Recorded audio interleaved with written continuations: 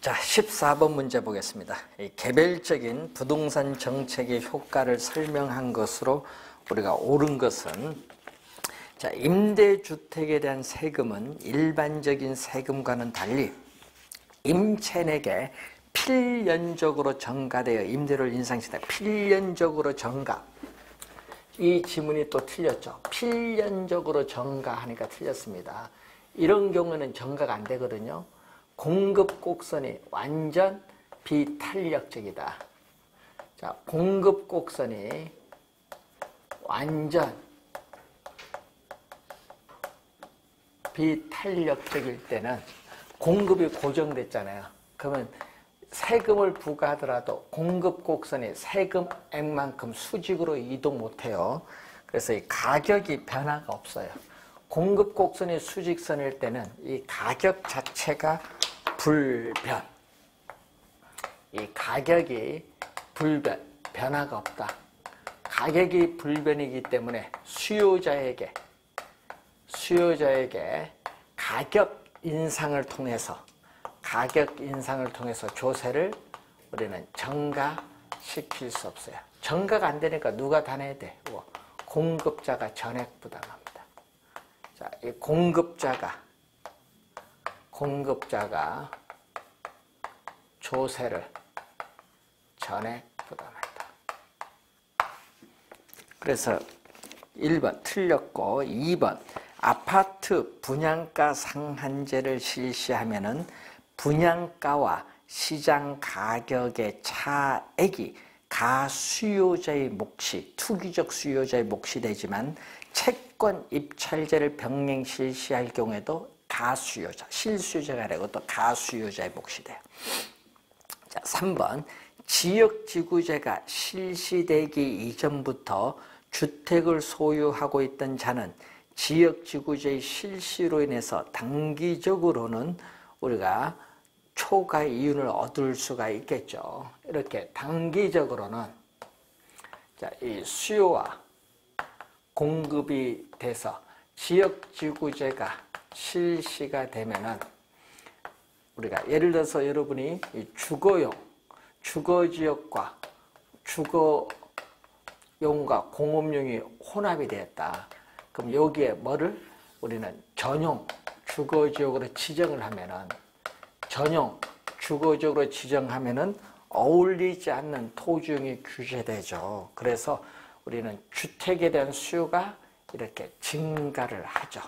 그러면 현재의 가격 P0에서 이 초과 수요로 인해서 수요자들의 경쟁에서 이렇게 가격은 P0에서 P1으로 상승합니다. 그래서 단기적으로는 이렇게 가격 상승에 따르는 초과 이윤을 얻을 수 있고, 장기적으로는 생산량이 증가도 비용이 변화가 없으면은 원래의 가격으로 하락을 할 때까지 공급이 이렇게 증가를 하게 돼요. 원래의 가격으로 하락을 할 때까지 공급이 증가를 하기 때문에 초과 이윤, 원래의 가격으로 하락을 하기 때문에 초과 이윤은 없습니다. 초과 이윤을 얻을 수 있다 하니까 틀렸죠. 초과 이윤을 얻을 수 없습니다. 3번도 틀린 질문. 4번 아파트 후 분양제를 도입을 하게 되면은 아파트의 품질을 높이죠. 예? 우선은 품질 안 좋으면 분양 안 받으니까. 그리고 부동산 투기의 가능성을 조기에 차단하는 효과를 기대할 수 있습니다. 4번 정답이 되겠죠. 자, 시장 임대료보다 저렴한 임대료로 공공임대주택을 공급을 하면은 장기적으로 민간 임대주택의 임대료가 하락해서 민간 임대주택 수요자가 혜택을 본다. 장기가 아니라 단기. 장기가 아니라 단기. 그래서 또 5번 어떻게 돼요? 틀린 질문 4번이 정답이죠. 자, 이 얘기죠. 자, 여러분이 시장 임대료보다 공공 임대주택을 공급을 한다. 자, 공공 임대주택을 공급을 하게 되면은 어떻게 돼? 임대료가 싼 사적 시장에서, 자, 이 사적 시장에서 임대료가 싼 공공주택이 공급되는 지역으로 이동을 하거든요. 그러면 수요와 공급이 이렇게 주어지거든요. 그러면은 이때 이게 사적 임대료가 되겠죠. 그러면 어떻게 돼요? 이쪽으로 이동하면은 사적 시장에서 임대주택이라는 수요가 이렇게 줄어들죠. 그래서 임대료가 하락을 하기 때문에 사적 시장에 남아있는 저소득층 가구는 임대료 하락에 따른 혜택을 보게 됩니다. 그래서 단기죠. 장기가 아니라 단기적으로. 장기는 어떻게 돼요? 장기는 손해를 보니까 공급을 또 줄여요.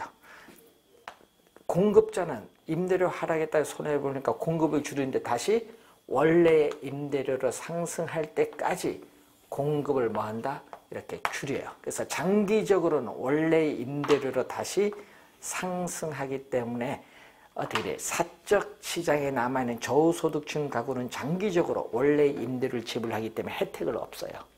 그래서 단기해야 맞는지만. 15번. 임대주택 관련 제도에 관한 설명 중 틀린 것은 임대료 보조 정책은 우리가 저소득층의 주택 문제를 해결하기 위해서 일정 수준 이하의 저소득층에게 정부가 무상으로 임대료 일부를 우리가 보조해 주는 것을 말하죠. 보조해 주는 거 맞습니다.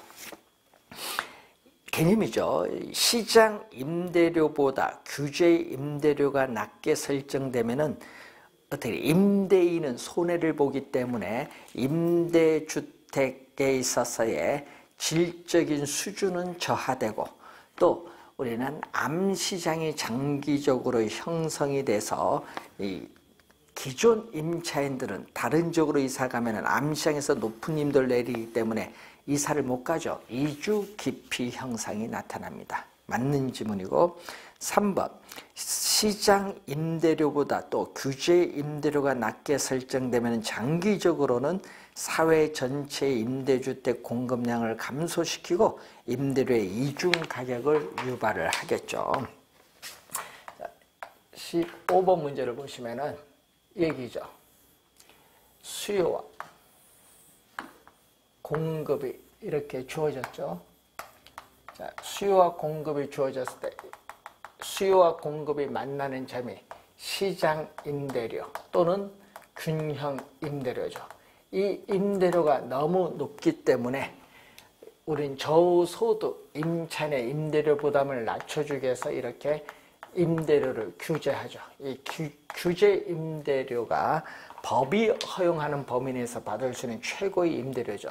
그럼 이 차이만큼 임대인은 손해를 보니까 어떻게 돼요? 임대인은 손해를 보고 임차인은 이득을 얻기 때문에 수요량은 증가를 하고 임대인은 손해를 보기 때문에 어떻게 돼요? 우리는 임대주택의 자금 투자를 기피하죠. 그래서 공급량은 장기적으로 줄어들어요.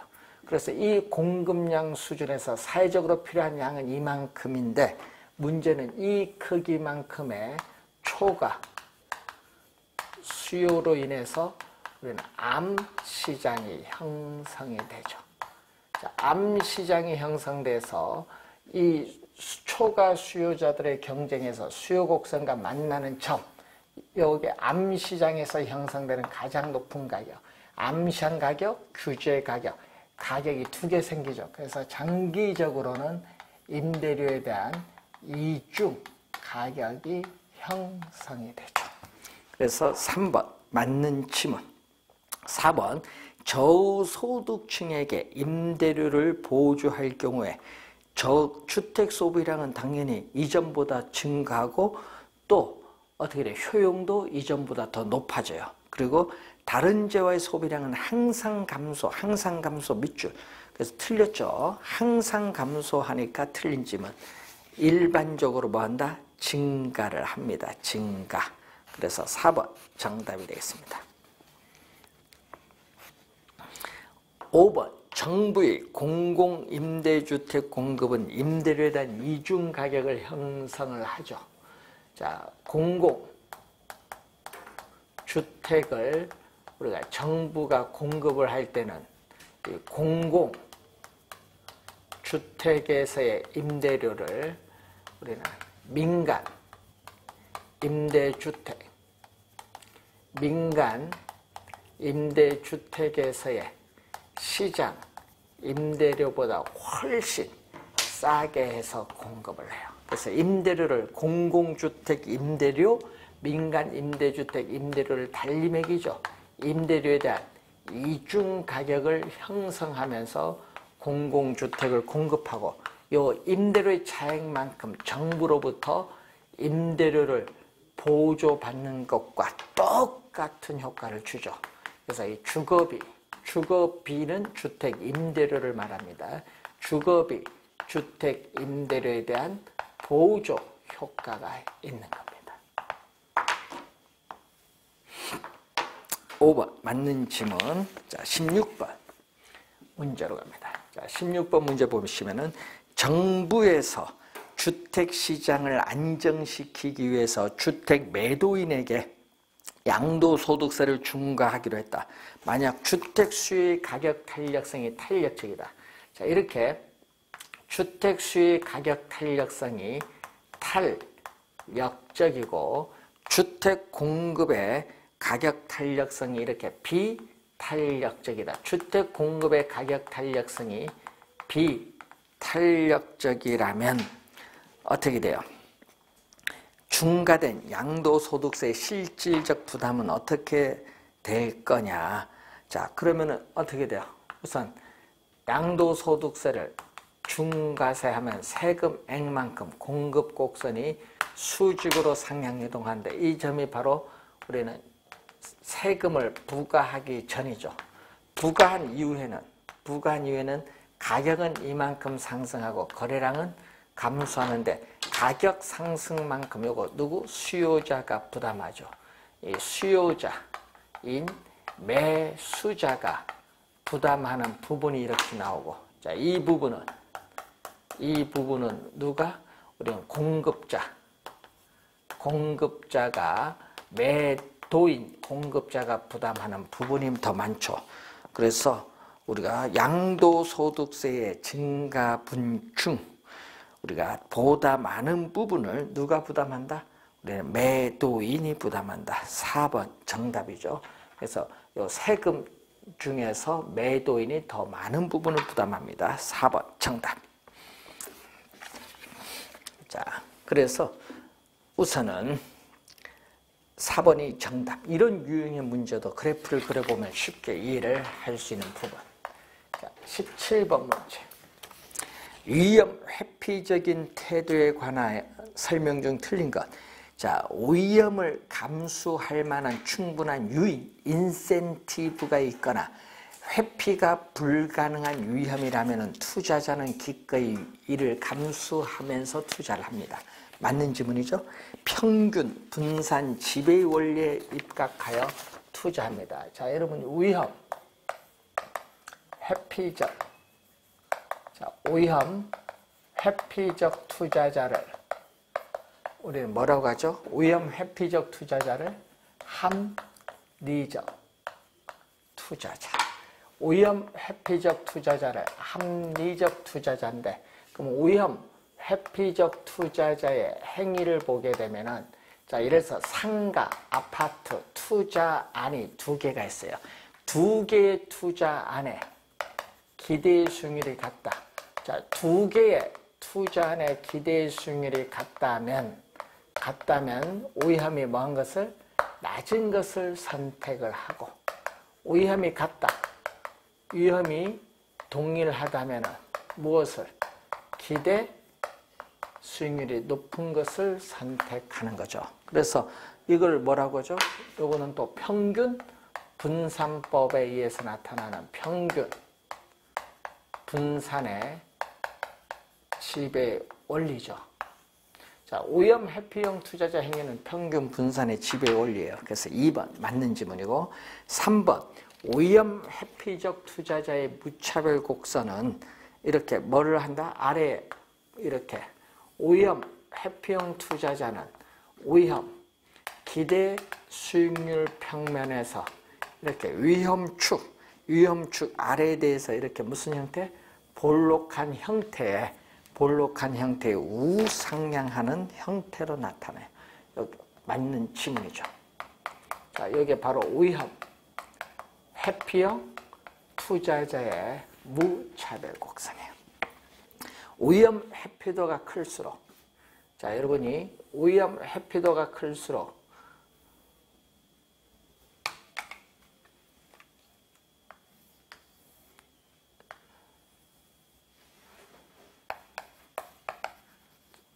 자, 이게 바로 뭐죠? 이게 투자자의 위험에 대한 회피도. 투자자의 위험에 대한 회피도인데, 위험 회피도가 이렇게 클수록 무차별 곡선의 기울기는 완만한 것이 아니라 급하다. 이것도 2년 전에 출제를 한번 했었죠. 완만한 것이 아니라 급하다. 자, 일반적으로 뭐 위험 회피적 투자자는 무슨 투자자? 합리적 투자자. 그래서 5번은 맞는 지문. 4번 정답이 되겠습니다. 자, 18번. 자, 부동산 투자자 A씨가 보유한 부동산 포트폴리오를 보면 다음과 같다. 이 포트폴리오의 기대 수익률은 얼마냐? 자, 포트폴리오. 자, 이 포트폴리오의 기대 수익률을 보면은 이 포트폴리오를 구성하는 개별 자산. 자, 우선 A 부동산의 기대 수익률 몇 프로? 10%. A 부동산의 기대 수익률 10%. 또 B 부동산의 기대 수익률 12%. 또 C 부동산의 기대 수익률 14%. 이렇게 포트폴리오를 구성하는 개별 자산의 기대 수익률을 가중치인 뭘로? 상대적 투자 비중. 이 가중치인 상대적 투자 비중을 곱해서 더해주면 돼요. 그럼 상대적 투자 비중이 총 100% 중 몇 프로? 총 100% 중 A 부동산은 몇 프로? 20%. 그리고 B 부동산은 총 100% 중 30%니까 0.3. 그리고 총 100% 중 C 부동산 50%니까 0.5. 이게 바로 뭐가 돼? 상대적 투자 비중이 되겠지. 자, 그러면 얼마죠? 이거 2%가 되겠죠? 2% 더해주고, 이거는 우리가 6%가 되겠고, 여기는 얼마죠? 반이니까 7%. 그러니까 정답은 12점 몇 프로가 된다? 12.6%가 정답. 19번 문제로 갑니다. 어떤 부동산에서 매년 순수익이 1천만 원 발생하고 20년의 내용인수 수명을 가지고 있다면 이 부동산은 현재 얼마가 되는가? 라는 과제를 안고 있는 A씨에 대한 설명으로 드린 것은 단 이자는 연 10%로 복리 계산하고 요 수식은 뭐다? 8점 뭐 이렇게 나오고 있다. 이런 얘기인데, 자, 그러면은 요 수식이 이제 우리가 뭐냐 이걸 보는 건데, 자, 한번 볼까요? 현재 주어졌고 1년, 2년 이런 식으로 가서 몇 년? 수명 20년. 얼마? 1,000만 원. 매년 1,000만 원의 순수익이 발생하고 있다. 자, 그러면은 얼마? 현재 얼마가 되느냐? 이 부동산은 현재 얼마가 돼요? 이걸 할인을 해야겠죠. 매년 1,000만 원의 수익을 현재 일시불로 환원한 금액이죠. 그러면 얼마 나오죠? 1,000만 원. 1 플러스 이자율 10%죠. 1석. 자, 2년 차에 1,000만 원. 1 플러스 0.1의 제곱. 이렇게 내려오면은 20년 차에 1,000만 원은 1 플러스 0.1의 몇 년 기간? 20년. 24. 요걸 다 더해준 게 바로 우리는 부동산 가치. 부동산 가치. 자, 부동산 가치는 1,000만 원. 1,000만 원 곱하기 얼마 나오죠? 1,000만 원 곱하기 1 플러스 0.1의 1석. 1 플러스 0.1의 제곱분의 1. 1 플러스 0.1의 우리가 20승분의 1. 이때 이게 바로 뭐죠? 자, 매년 동일한 금액의 1,000만 원을 현재 일시불로 환원한 금액을 구해주는 개수. 이게 바로 뭐다? 연금의 현가계수.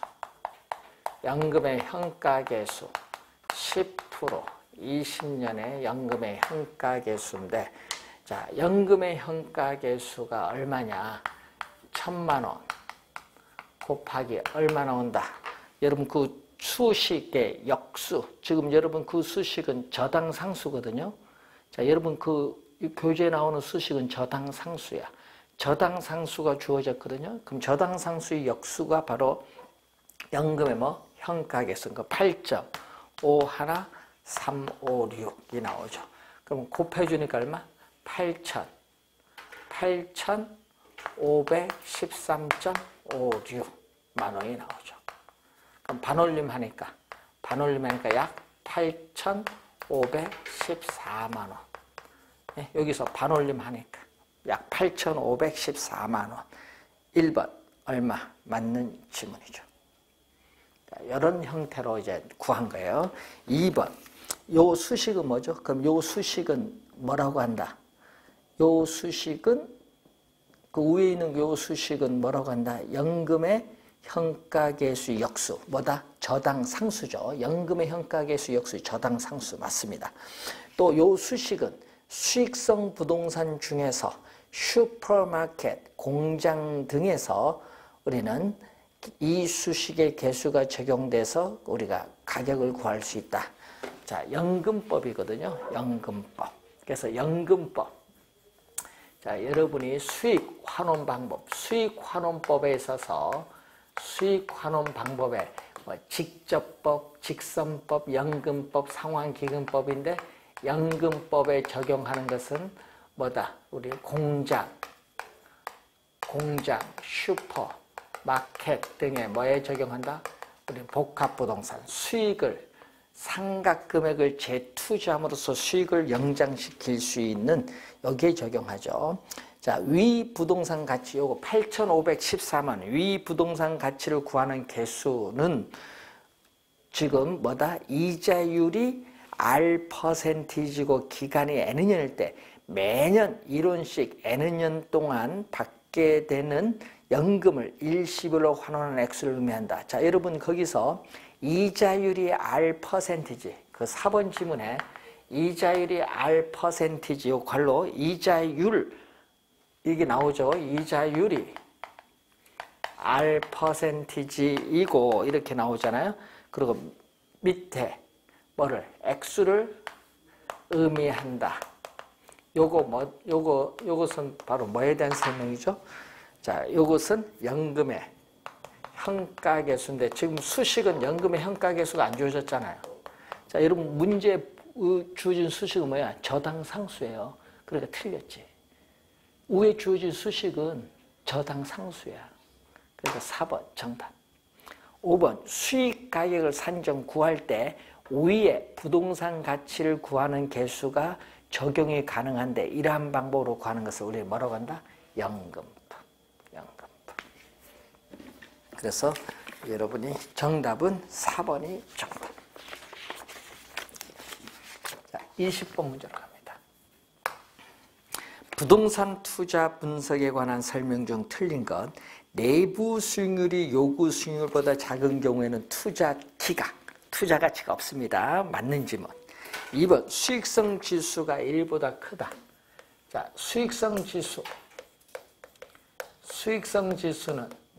우리가 현금 유입의 현재 가치를 현금 유출의 현재 가치로 나누는데 분모 분자로 주어진 1을 기준으로 판단한다. 1보다 크면은 현금 유입의 현가가 현금 유출의 현가보다 크기 때문에 투자를 채택합니다.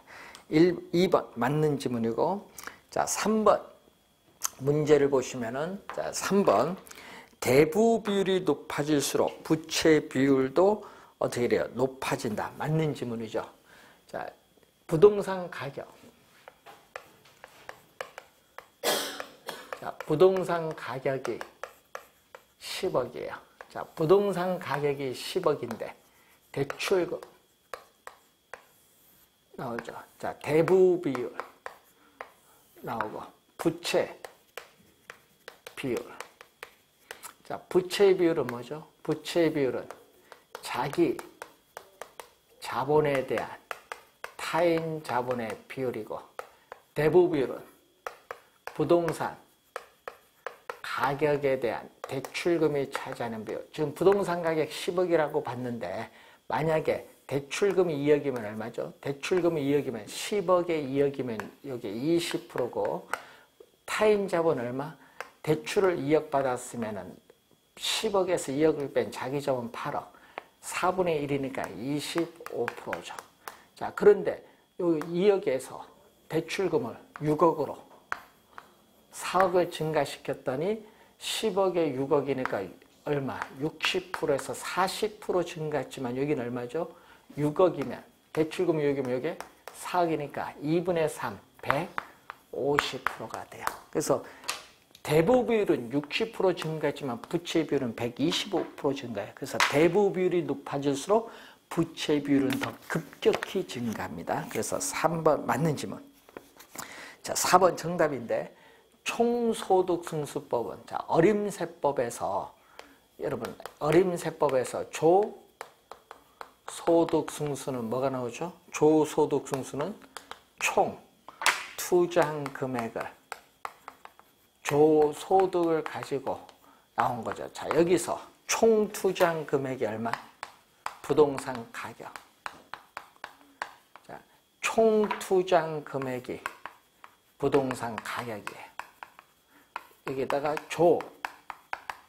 조소득 승수에 조소득을 곱해서 부동산 가격 구하는 방법을 우리는 총소득승수법.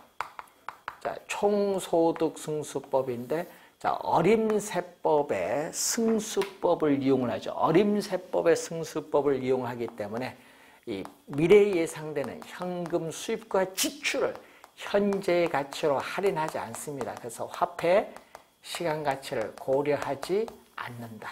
4번 정답. 5번 부채 감당률이 1보다 작다. 자, 5번은 또 시험에 많이 나오는 지문이죠. 부채 감당률. 자, 부채 감당률은 자, 부채 감당률은 순 영업소득이 부채 서비스액의 몇 배가 되는가 이걸 보는 거죠. 자, 이 값이 1보다 작다는 것은 순영업소득이 매 기간 부채 서비스액 원리금 상환액을 감당하기에도 부족하다는 걸 의미한다. 맞는 지문이죠. 자, 4번이 정답입니다. 자, 21번 문제로 갑니다. 자, 홍길동은 주택 마련을 위해서 대출을 받을 경우에 현재의 월 소득 200만 원 중 70만 원을 월 부급, 매월 원리금 상환액으로 상환할 수 있다고 본다. 홍길동이 대출받을 수 있는 최고 한도액을 계산하는 공식은 단 상환 조건은 원리금 균등 분할 상환 조건이다. 자, 원리금 균등 분할 상환 조건에서 자, 여러분 원리금 균등 분할 상환 조건에서 우리가 원리금 상환액 자, 매월 갚아나가는 원리금 상환액은 얼마? 지금 매월 갚아나가는 원리금 상환액은 70만 원. 70만 원은 뭐에? 대출금에 뭐를 곱해준 거? 저당 상수를 곱해준 거. 저당 상수를 곱해줬는데 그럼 지금 구하고자 하는 건 요거 구하는 거. 대출 가능한 최고 금액이 얼마냐? 대출금은 70만 원. 원리금 상환액에 양배를 뭘로 나눠줬죠? 저당 상수로 양배를 나눠줬는데 이때 요것은 저당 상수는 여기에 뭐가 된다? 우리는 저당 상수의 역수가 바로 뭐가 돼? 우리는 저당 상수의 역수가 연금의 현가 개수죠. 그래서 연금의 현가 개수가 됩니다. 자, 70만 원의 연금의 현가 개수를 곱해주면 되겠죠. 얼마? 정답 1번이 정답.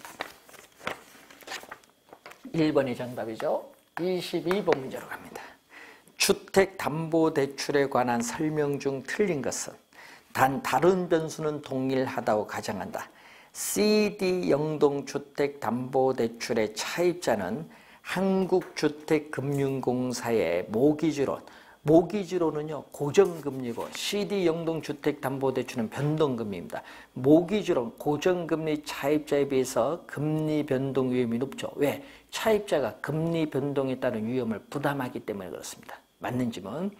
2번 연간 이자율이 같은 1년 만기 대출인 경우는 대출자는 기간 중 4번 나누어 받는 것이 기말 1번 이자를 받는 것보다 유리하다. 왜냐? 금리 변동 위험을 차입자에게 전가시킬 수 있기 때문에 그렇습니다. 2번도 맞고 3번 변동금리의 조정 주기가 짧을수록 차입자의 위험 부담이 크죠. 3번이 이 얘기죠. 3번 지문 보면은 이자율 조정 주기 변동금리 대출에 있어서 이자율 조정 주기가 짧을수록 차입자와 대출자의 금융기관을 보게 되면은 인플레이션, 물가가 지속적으로 상승하는 인플레이션이 발생을 하면은 화폐 가치가 하락을 하잖아요. 그럼 대출자는 화폐 가치 하락하면 손해를 보니까 대출 금리 인상을 해야 돼. 그래서 대출 금리를 인상을 해야겠죠. 그래서 이 금리 변동에 따른 위험, 인플레이션이 발생했을 때 금리 변동에 따른 위험을 누가? 대출자는 차입자에게 대출 금리 인상을 통해서 전가를 시켜. 그래서 차입자는 뭐다? 불리하고 대출자는 뭐다? 유리하다. 차입자 위험 부담이 커요. 맞는 질문. 4번째, 대출이 이루어지는 과정에서 설정 비용 등 대출 수수료의 부과나 우리는 조기 중도 상환이 이루어지면은 실제 이자율과 계약상의 이자율은 차이가 나타날 수 있다. 자, 여러분이 우리 이런 게 있거든요. 이 계약상의 실제 융자액과 이 계약상의 융자액이 다르죠. 여러분 그 금융기관과 여러분 사인했어요. 얼마? 1억 사인했는데 수수료 이런 걸 빼서 예를 들어서 9,900만 원 받아서 수수료를 빼서 1억은 사인했지만 이렇게 크거든요. 근데 갚을 때는 9,900만 원 갚는 게 아니라 1억 갚아야 돼. 예? 그러니까 뭐 우리는 실제 이자율은 계약상의 대출 이자율보다 더 여기 높아요. 그러니까 차이가 있어요. 그래서 4번 맞는 질문. 5번 모든 대출 조건이 같고 단지 금리 변동 여부의 조건만 다른 경우 CD 영동주택담보대출의 대출금리가 한국주택금융공사의 모기존 대출금리보다 항상 높은 편 밑줄. 일반적으로 뭐다? 낮은 편. 대출 시점에서의 초기 이자율을 보면은 뭐가? 고정 금리 대출이 변동금리 대출보다 크죠. 왜냐? 변동금리 대출에는 차입자가 금리 변동 위험을 부담하기 때문에 이런 형상이 나타나죠. 그래서 항상 높은 편 하면 안 돼요. 일반적으로 낮은 편. 5번 정답.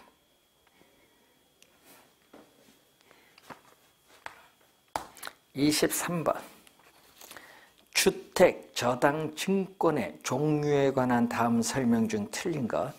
MBS 매수자는 투자자입니다. 여러분 주택저당증권 매수자는 투자자. 투자자가 발행자의 만기 전 변제에 대해서 방어하는 것을 콜 방어라고 하고요. 일정 기간 동안만 허용하는 것은 부분적 콜 방어라고 합니다. 예, 콜 방어. 그래서 여러분이 1번 맞는 질문. 이체증권은 MPTS인데 매월 단위로 원금 이자를 지불받는 형태를 띠고 있는데 저당 풀에 있는 저당이 전부 원금 상환이 되면은 조기에 끝납니다. 이체증권의 MPTS죠. 이체증권은 뭐다? 지분을 매각하죠. 발행기관은 어떻게 돼요? 자산, 지분을 우리가 매각을 하기 때문에 이거는 지분형의 뭐다? 지분, 자산을 매각하기 때문에 지분형의 성격을 가진 MBS.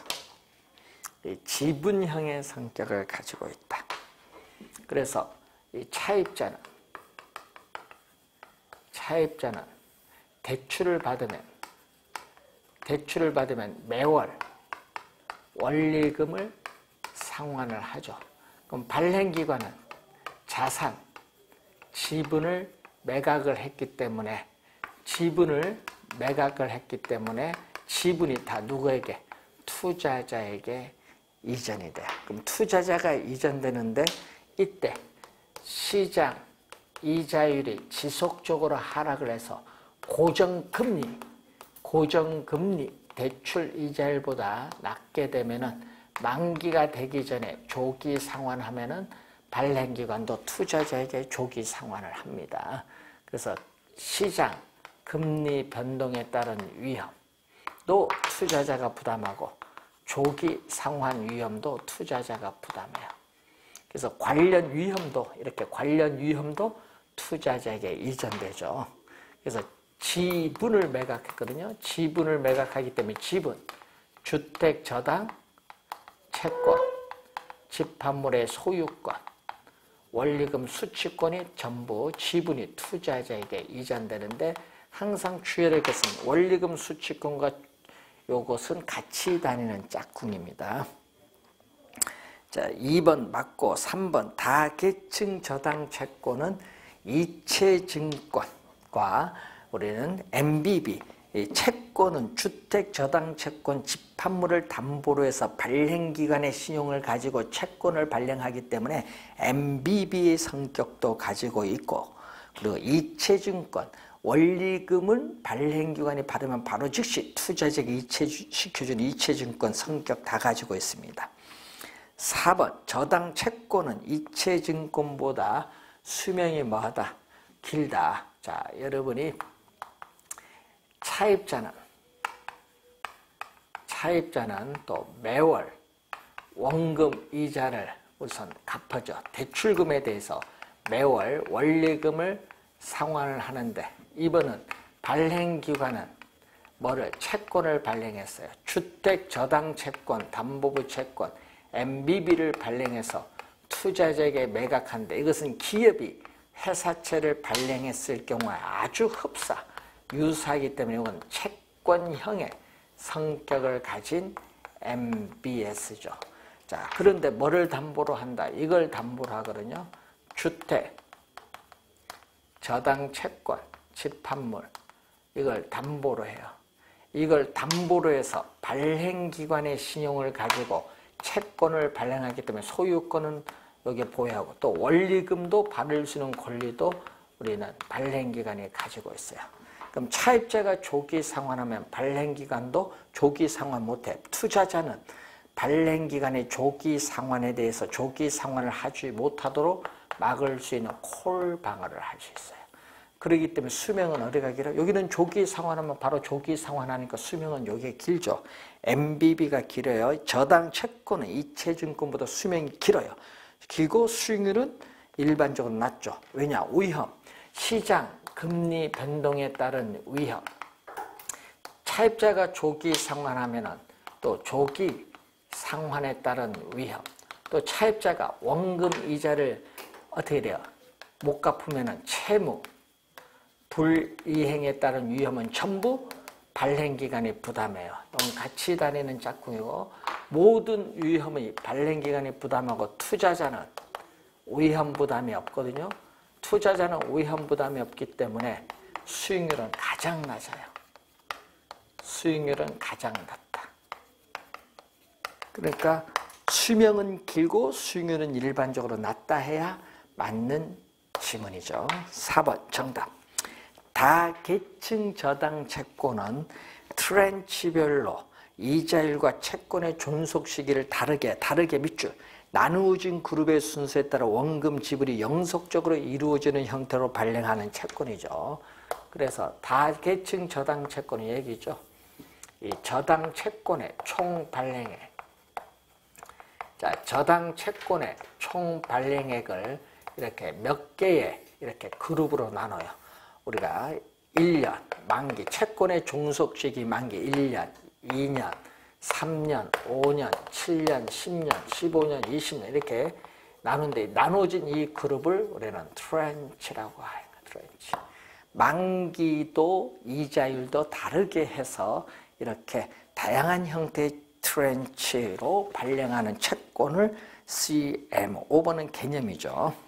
4번이 정답이고, 자, 24번 문제로 갑니다.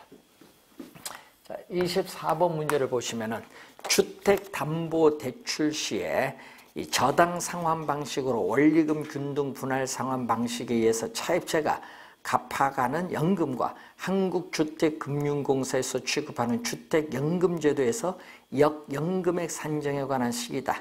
자, 기역 니은에 들어가는 거. 여러분 모기지론에서 원리금 지불액은 대출금에 뭐를 곱해주면 돼? 저당 상수. 기역에 저당 상수가 와야 되고, 또 역모기지론은 매월 지급받는 연금액. 여러분 역연금액은 매월 지급받는 연금액인데 이것은 연금의 미래가치인 역저당 설정한 금액에다가 뭐 감초.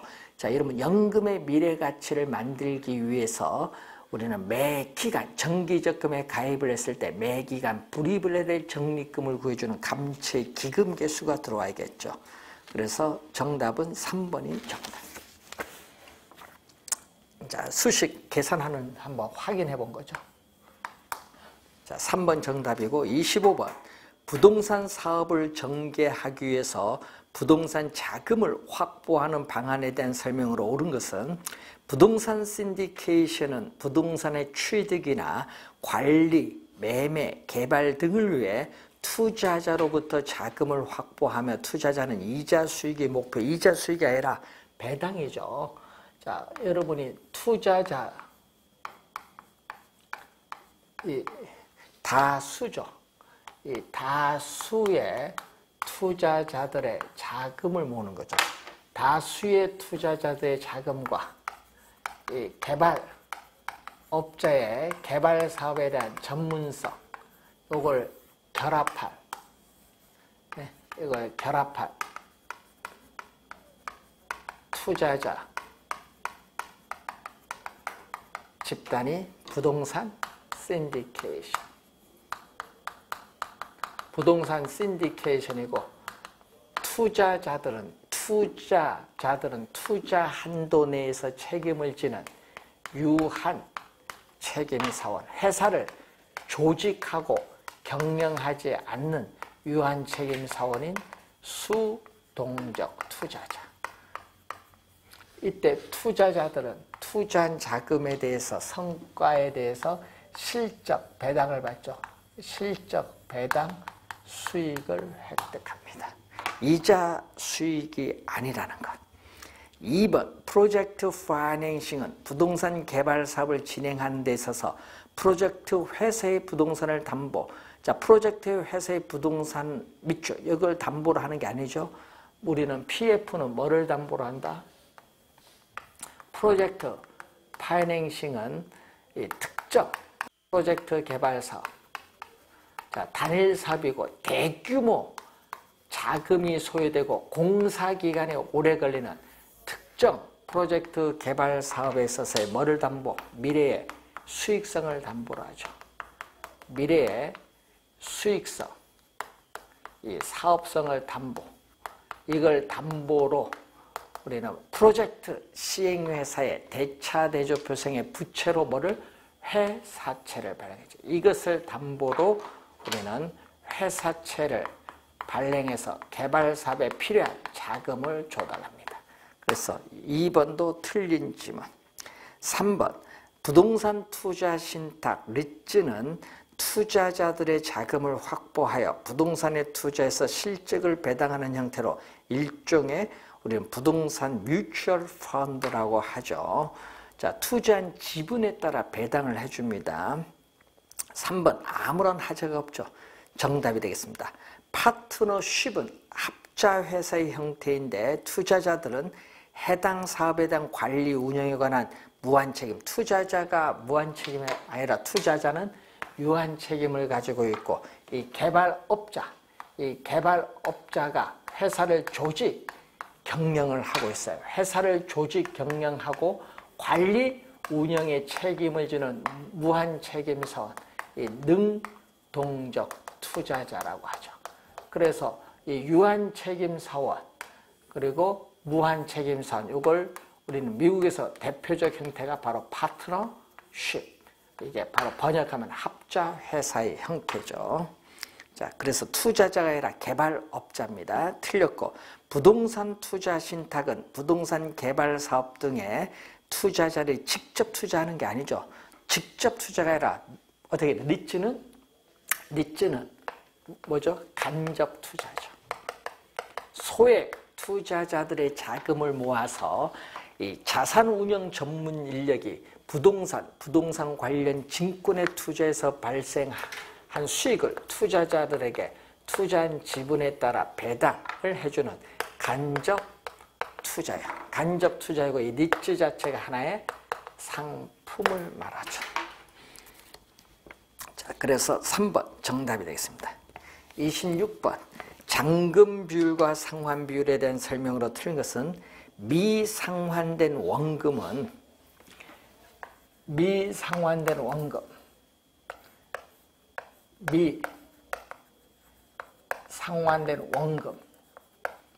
융자잔고죠.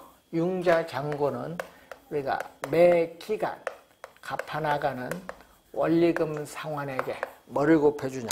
연금의 현가계수를 곱해줘요. 이 원리금 상환액에 연금의 현가계수를 곱해주는데 문제는 R%고 중요한 여기인데 중도 상환 시점에서 만기까지 남아있는 기간, 중요한 이 잔여 기간 동안에 연금의 현가계수를 곱하면 구할 수 있어요. 1번 맞고 2번 저당 대부액 대출금 중 원금 상환분은 기간 말에 자기 자본이 증가하는 지분 형성분이 됩니다. 상환 비율 및 잔금 비율을 결정하는 요인으로서는 이자율, 만기 남은 저당기간, 저당 대부의 크기는 관계없어요. 3번 정답이죠. 자, 잔금 비율은 대출금 중에서 미 상환된 원금이 차지하는 비율인데, 자, 미상환된 원금은 바로 1번 수식이 나오죠. 원리금 상환액에 뭐를 곱해주죠? 연금의 현가계수. 자, 연금의 현가계수 R 프로 잔여 기간이고, 요거 대출금은, 자, 여러분 아까 21번 문제 풀 때 대출금은 원리금, 아까 21번 문제 풀 때 대출금은 원리금 상환액에 뭐를 연금의 현가 개수를 곱해주는데 여기 R 프로 만기야, 만기. 전체 상환기간 만기. 그래서 이자율, 요거 두 개는 약분되니까 필요 없고 결국 요거죠. 요거니까 이자율, 잔여기간, 전체 상환기간, 만기 함수지 저당 대부액, 대출금의 크기와는 아무런 관계없어요. 3번 정답. 4번 상환 비율과 잔금 비율은 1이거든요. 상환 비율과 잔금 비율을 더해주면 1이기 때문에 상환 비율은 1-t, 중도 상환 시점의 상환 비율은 1- 중도 상환 시점의 잔금 비율. 여러분 원금 총액의 미상환 원금, 이것은 잔금 비율입니다. 그래서 맞는 질문. 상환 비율은 일시불의 내가 개수를 사용하여 구할 수도 있고 저당 상수를 사용하여 구할 수도 있습니다. 3번 정답이 되겠습니다. 27번 문제로 갑니다. 일반적으로 주택 저당 대출에서 대출 금리는 금융기관에서 결정한다고 할 때 금융기관의 대출 금리를 인상시킬 수 있는 요인. 자, 27번 대출 금리는 요 얘기죠. 대출 금리는 대출자가 정하는 수익률로서 이 시장의 실질 이자율에다가 차입자의 이 신용에 따르는 위험에 대한 대가에다가 인플레이션이 예상되는 경우는 예상 인플레이션율을 이렇게 더해주면 되겠죠. 자, 1번에 경쟁 금융기관의 금리가 대부분 인상됐다는 것은 시장의 실질 이자율이 높기 때문에 대출 금리도 상승한다. 1번 맞고요. 2번 가까운 장래에 시장 금리 인상될 가능성이 높아졌다. 요거죠. 시장 실질 이자율이 높아지면 대출 금리 인상됩니다. 그리고 차입자의 수익 감소가 예상되고 차입자가 과거에 부도를 낸 실적이 있다. 요거는 차입자의 위험에 대한 대가가 높아지죠. 높아지니까 대출 금리도 어떻게 돼요? 오릅니다. 자, 정부가 주택 저당 대출에 대한 대부 비율 한도를 감소시키도록 공고했다. 그럼 대부 비율 한도를 감소시키면 이전보다 대출금을 적게 받기 때문에 주택 수요가 줄어들어요. 주택 수요가 줄어든다는 것은 자금에 대한 수요가 줄어들거든요. 자, 이 얘기거든요. 수요, 공급이 주어진다게 이자율. 자, 이자율인데 자금에 대한 수요가 줄어들면 어떻게 돼요? 자금, 대출이 줄어들어서 자금에 대한 수요가 줄어들면은 금리는 이렇게 하락을 합니다. 5번은 대출 금리가 하락을 합니다. 그래서 5번 정답이 되겠습니다. 자, 28번 문제부터는 잠시 쉬고 설명을 하도록 하겠습니다.